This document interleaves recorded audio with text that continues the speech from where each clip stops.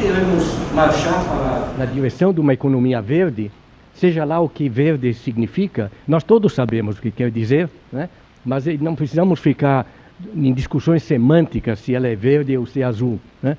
Na verdade, se nós queremos fazer modificações na maneira de produzir e na economia, nós temos que saber que, em primeiro lugar, existem as mudanças no campo empresarial. E na mudança empresarial existem alguns aspectos que eu queria salientar, porque eles são, às vezes, pedras de toque para saber se estamos avançando ou recuando. Em primeiro lugar, eu colocaria, né, não tem ordem, mas enfim, eu menciono a obsolescência programada. Existem muitos produtos que são produzidos para durarem com um prazo de validade que não é anunciado. E estamos cansados de ter que, cada 2, 3 anos, a trocar todos os nossos eletrônicos, porque não só porque houve avanços tecnológicos, isso a pessoa acompanha ou não, mas porque eles deixam de funcionar e não há peças de reposição para poder fazer com que ele continue. Isto não só cria uma mentira dada quando não se anuncia qual é o prazo de validade, como, por outro lado, cria uma quantidade enorme de lixo, inclusive lixo eletrônico, sem sabermos o que fazer com ele. Existe, finalmente, ainda na parte das mudanças culturais, um paradoxo fiscal. A poluição aumenta o PIB. Eu estou falando de uma forma muito genérica, mas a verdade é que quando você polui, você tem que fazer máquinas que despoluam, ou produtos que despoluem, né? E isso significa uma produção, e entra no PIB de uma forma positiva. As cidades no mundo da globalização constituem uma espécie de arquipélago, né? Um arquipélago, no entanto, é um arquipélago de consumidores modernos, onde as pessoas que chegam a poder consumir falam uma com a outra, de Paris para São Paulo, para Los Angeles, para Moscou, a mesma linguagem do consumo, né? E, no entanto, como se trata de um arquipélago, portanto, de ilhas de consumo moderno, nós temos que imaginar que em volta dessas ilhas existem pequenos ou grandes oceanos de quem não consegue ainda consumir. Tem dinheiro? Tem. O que falta é decisão política, que não é fácil de ser conseguida a nível mundial. Nós não temos águas limpas em toda a região metropolitana. Toda ela é esgoto. Toda ela é vulnerável e é perigosa do ponto de vista da saúde pública, né? E o que se investe, e mesmo o que se fala na questão do esgoto sanitário, do saneamento, é sempre uma coisa... nós não gostamos do assunto porque realmente não gostamos da matéria, né? Nós sabemos do que estamos falando, né? Então, nem nós, nem os discursos políticos realmente mencionam isto no nível em que isso deve ser denunciado e tratado. De que se nós inventássemos uma forma pela qual o esgoto doméstico fosse tratado in loco, o mundo todo teria uma economia gigantesca, que é o custo das redes de coleta e de tratamento de esgoto. Eu chamo a atenção, por pertinente, a uma decisão que Bill Gates tomou alguns meses atrás. Ele colocou 10 milhões à disposição de técnicos, cientistas e tecnólogos que criassem um banheiro novo. E é claro que, por banheiro novo, ele não está entendendo um melhor desenho das torneiras, né? Ele está dizendo como se consegue, através de um produto, através de uma coisa que implica em biologia e em tecnologia, né?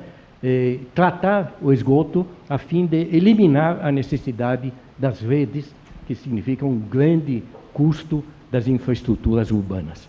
Essa mobilização e essas dificuldades, às vezes, escamoteiam algo que eu considero um processo em andamento, que é o processo de mudança radical do sistema capitalista de produção.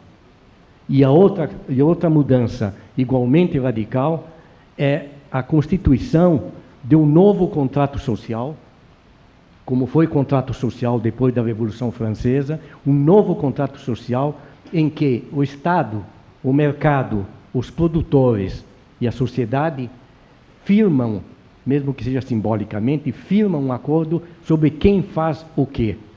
Nós estamos vivendo, neste século XXI, o processo dessas duas grandes mudanças. E muitas vezes não se percebe quais são os movimentos em cada país dessas duas grandes mudanças, precisamente porque estamos dentro do processo, sem poder, do lado de fora, analisá-lo com mais facilidade e mais isenção. Nas cidades, no meu ponto de vista, que as coisas vão se decidir, né? Porque não só pelas riquezas acumuladas, pela população que está concentrada nas cidades, no Brasil são 85% da população está em cidades, mas quando a gente fala de floresta, de biomas, da água, é na cidade que se consomem esses produtos. Então, o que vai acontecer com as cidades é que vai mostrar o caminho que a gente vai percorrer. Quando a gente fala de desenvolvimento sustentável, a gente fala de uma nova cultura e novas prioridades, né? Fazer escolhas, né? Fazer novas escolhas na forma de viver, de consumir, de produzir, de se comportar. Então, se vocês olharem no site cidadessustentáveis.org.br ou Nossa São Paulo, vocês vão ver lá toda uma agenda do que significa uma cidade sustentável, uma agenda com 12 eixos, cada eixo desmembrado em vários itens. Então, é muito importante colocar na prática o que é uma cidade sustentável.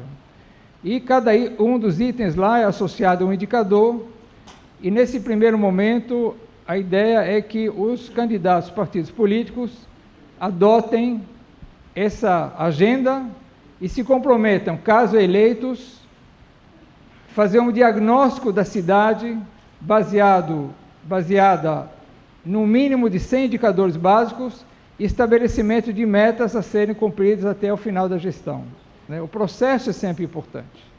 O que é um processo sustentável?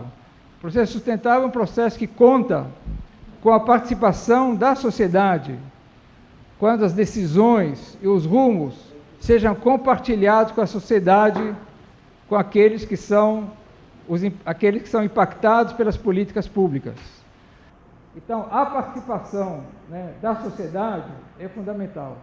Se a sociedade não participar, se a sociedade não se interessar, dificilmente a gente vai atingir o desenvolvimento sustentável da cidade, né? Conhecer os dados, os números da cidade de São Paulo. Maior cidade do país e mais rica cidade do país. Na mais rica cidade do país, um usuário do serviço de saúde público espera quase 3 meses para ser atendido por um médico. Na cidade mais rica do país, depois de ser atendido por um médico, ele espera mais quase 4 meses para fazer os exames. Na cidade mais rica do país, ele pode esperar 7, 8, 9 meses para fazer outro tipo de operação mais complexa. Na cidade mais rica do país, quase metade dos distritos não tem uma biblioteca, um centro cultural, um museu, um teatro e um cinema. Na cidade mais rica do país, né? Não só no Brasil, mas no Brasil também e vários países do mundo, a maioria dos políticos, eu vou terminar com isso, estão a serviço de quem financia suas campanhas e não a serviço do interesse geral. Quem financia, muitas vezes, as campanhas não são organizações, empresas que estão promovendo o desenvolvimento sustentável.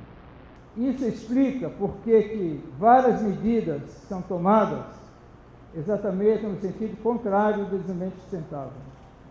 Se a gente não entrar fundo nessa questão de financiamento de campanhas, e quem conhece um pouco de política sabe exatamente o que eu estou falando, muita pouca chance a gente vai ter de mudar a atual situação.